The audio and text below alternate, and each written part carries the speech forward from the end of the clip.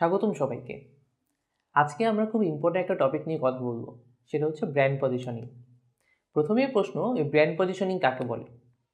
আমি যদি বলি ম্যাগি, তাহলে সবার আগে কোন জিনিসটা আপনার মাথায় আসে?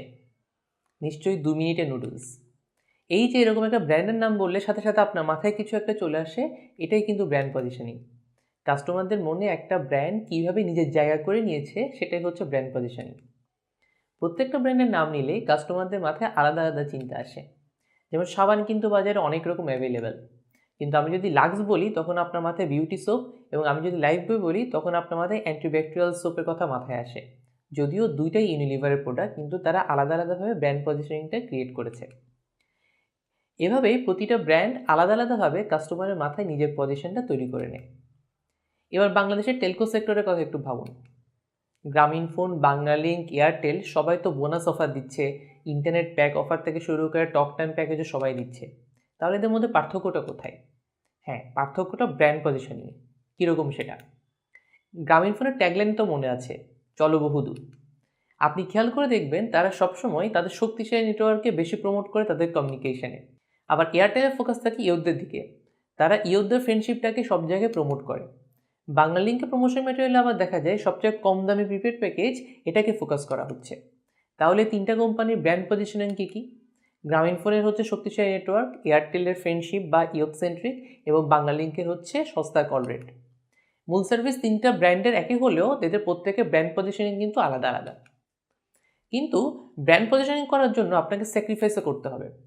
আপনি এখন ভাবতে পারেন ব্র্যান্ড পজিশনিং তো ভালোর জন্য করছি, এখানে আবার স্যাক্রিফাইসটা এলো কোথা থেকে? একবার ভাবুন, যে কোনো প্রোডাক্ট কিংবা সার্ভিস কি শুধু একটা কাজই করতে পারে নাকি অনেকগুলো? সাবানের কথা যদি চিন্তা করি, লাক্স বলে আপনি মনে করবেন বিউটি সোপ, কিন্তু লাক্স তো জীবাণু ধ্বংস করতে পারে, তাই না? কিন্তু এই যে লাক্সের ব্র্যান্ড পজিশনের সাথে মিলে না বলে তারা কখনো এটাকে ফোকাস করে না। তারা লাক্সকে বিউটি সোপ হিসেবে প্রতিষ্ঠা করতে চেয়েছে দেখেই তাদের জার্ম প্রোটেকশনের কথা তারা সাধারণত বলে না। তাদের প্রোডাক্টের ফিচার হয়তো একাধিক, অথচ তাদের একটার উপরে ফোকাস করতে হয়েছে একটা স্ট্রং ব্র্যান্ড পজিশনিং তৈরি করার জন্য। এটাকেই বলা হচ্ছে স্যাক্রিফাইস। যেমন কেয়া সাবানের একটা বিজ্ঞাপন অনেক আগে দেখা যেত, এক সাবানে কাপড় কাচা, সেই সাবানে গোসল। দুইটা প্রোডাক্ট বেনিফিট তারা একসাথে পুশ করতে চেয়েছিল, কেউ দিন শেষে তেমন কোনো লাভ হয়নি। অথচ ইউনিভারের কথা যদি বলি, কাপড় কাচার জন্য এরা উইল কিংবা সার্ফ এক্সেল, আর গোসল করার জন্য লাইফবয় বা লাক্সকে তারা ব্র্যান্ড পজিশন করেছে আলাদা আলাদা করে। একটা স্ট্রং ব্র্যান্ড পজিশনিংয়ের জন্য আপনার মার্কেটিং প্রমোশনে প্রোডাক্টে শুধুমাত্র একটা ফিচার নিয়ে কাজ করতে হবে, আর অন্যান্য ফিচারটা আপনাকে স্যাক্রিফাইস করতে হবে। এখন কথা বলবো এই ব্র্যান্ড পজিশনিং কীভাবে তৈরি করতে হয়। আইডেন্টিফাই ওর কারেন্ট ব্র্যান্ড পজিশনিং। প্রথমে আপনার প্রোডাক্টে কি কোনো ইউনিক ফিচার আছে, নাকি অন্যদের মতো শুধু একই রকম আরেকটা প্রোডাক্ট? এই প্রশ্নের উত্তরের মাধ্যমে আপনি বুঝে নিতে পারবেন আপনার প্রোডাক্টের বর্তমান ব্র্যান্ড পজিশনিং নিয়ে, বা কাস্টমার আপনার ব্র্যান্ডকে কী হিসেবে চিনে এখন। যখন আপনি এই প্রশ্ন উত্তরগুলো পেয়ে যাবেন, তখন আপনি সিদ্ধান্ত নিতে পারবেন যে এরপর আপনার কী করা উচিত, বা আপনার আসলে আপনার ব্র্যান্ডকে কীভাবে কাস্টমারের কাছে তুলে ধরতে হবে। এরপর আপনার কম্পিটিশন নিয়ে ভাবতে হবে। আপনার নিজের ব্র্যান্ড অ্যানালাইসিস যদি করে ফেলেন, আপনার কম্পিটিটরদের নিয়ে অ্যানালাইসিস করতে হবে। নিজের ব্র্যান্ড পজিশনিং ঠিক করার আগে আপনাকে জেনে নিতে হবে কম্পিটিটরদের ব্র্যান্ড পজিশনিংটা কী। এতে সুবিধা হচ্ছে আপনি তখন নিজের ব্র্যান্ডকে কম্পিটিটরদের থেকে আলাদা করে তুলতে পারবেন। আবার না জানার কারণে আপনারা কম্পিটিটরদের যদি ব্র্যান্ড পজিশনিং একই হয়ে যায়, তাহলে কিন্তু আসলে কোনো লাভ নেই। এরপর আপনার ব্র্যান্ডটা কী কী কারণে ইউনিক সেটা আপনাকে আইডেন্টিফাই করতে হবে। আপনার ব্র্যান্ডের অবশ্যই একটা ইউনিক ফিচার আছে যা কম্পিটিটরদের থেকে আলাদা।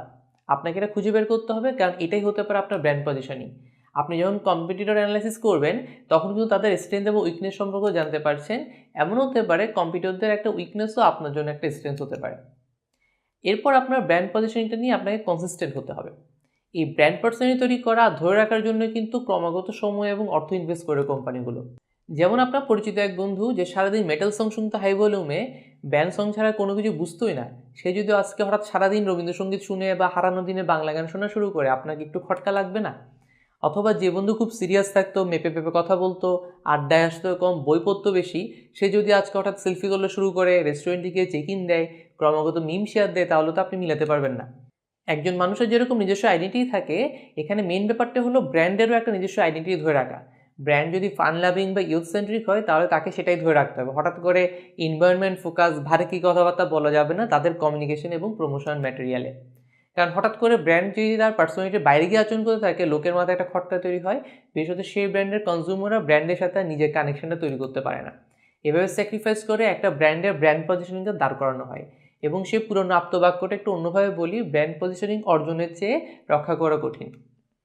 ব্র্যান্ড পজিশনিংয়ে কিছু লেভেল আছে, অ্যাট্রিবিউটস, বেনিফিটস অথবা বিলিফস অ্যান্ড ভ্যালুস। এই 3 পজিশনিং লেভেলে যে কোনো একটা উপায়ে একটা কোম্পানি নিজের ব্র্যান্ড পজিশনে দাঁড় করাতে পারে। যেমন PNG disposable diaper category invent করেছিল এবং শুরু মার্কেটিং ক্যাম্পেইনে তারা ফ্লুইড অবজারভেশন, ফিটিংস, ডিসপোজেবিলিটি এসবকে ফোকাস করতো। তবে এই অ্যাট্রিবিউটস সবচেয়ে লেস ডেজারেবল ব্র্যান্ড পজিশনিং, আর কম্পিটিটররাও খুব সহজে এসব অ্যাট্রিবিউট কপি করতে পারে। তাই বাজারে যেমন এখন অনেক ডিসপোজেবল ডাইপার, তবে ব্র্যান্ডরা অ্যাট্রিবিউটের পরিবর্তে বেনিফিটসকে হাইলাইট করতে পারে নিজেদের বেটার পজিশনিং করার জন্য। যেমন হচ্ছে ডায়াপার পরার কারণে চুলকানি ঘা থেকে রক্ষা বা শুকনোতাকে নানান বেনিফিটস পাওয়া যায়, এসব হচ্ছে প্যাম্পার দিয়ে। তবে স্ট্রংগেস্ট ব্র্যান্ডরা বিলিভস অ্যান্ড ভ্যালুস দিয়ে নিজের ব্র্যান্ড পজিশন তৈরি করে, যেমন আইফোন, স্টারবাক, ভিক্টোরিয়া সিক্রেট এসব। এরা হয়তো প্রোডাক্ট বানায় অন্য 8-10 জনের মতোই, কিন্তু তবে এরা আপনাকে একটা এক্সপিরিয়েন্স দিতে চায়, সেটা প্যাশন, সারপ্রাইজ, এক্সাইটমেন্ট বিভিন্ন কিছু হতে পারে। অর্থাৎ সাকসেসফুল ব্র্যান্ডরা আরেকটু ডিপে গিয়ে কাস্টমারদের ইমোশনাল লেভেলে খেলে। যেমন পিএনজি ডায়াপারের কথা বলছিলাম, এরা যেমন বুঝতে পেরেছিল এই ডায়াপার প্যারেন্টদের কাছে শুধুমাত্র বাচ্চাদেরকে শুকনো রাখা থেকেও বেশি কিছু। এই ডায়াপার বা প্যাম্পার দিয়ে প্যারেন্ট চাইল্ড রিলেশনশিপ অথবা বেবি গ্রোথ বা বেবিস ডেভেলপমেন্টের সাথেও এটা রিলেটেড।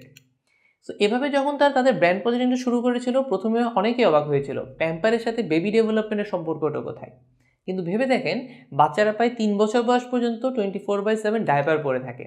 তাই পিএনজি এর এই আর&ডি টিম ভাবছিল তারা বাচ্চাদের এই প্যাম্পার পরে কীভাবে আরও ভালো ঘুমাতে পারবে, কারণ প্রপার ঘুম বাচ্চা ব্রেন ডেভেলপমেন্টের জন্য হেল্প করে। এভাবে বাচ্চাদের লাইফ ইমপ্রুভমেন্টও হেল্প করছে এই ব্র্যান্ডটা। এই ব্র্যান্ড পজিশনিংয়ের পরেই কিন্তু পিএনজি তাদের বেবি কেয়ার বিজনেসটা আরও বুম করে। তো এভাবেই ব্র্যান্ড পজিশনিংয়ের মাধ্যমে টার্গেট কাস্টমারদের মাইন্ডে ব্র্যান্ডটা সেট হয়, আর মার্কেটিয়াররাও তাদের ব্র্যান্ডটাকে নিয়ে একটা মিশন বা ভিশন এস্টাবলিশ করতে পারে এবং ব্র্যান্ড মার্কেটিংয়ে কী করতে হবে এবং কী করা যাবে না সেসবও বুঝতে পারে। Happy learning.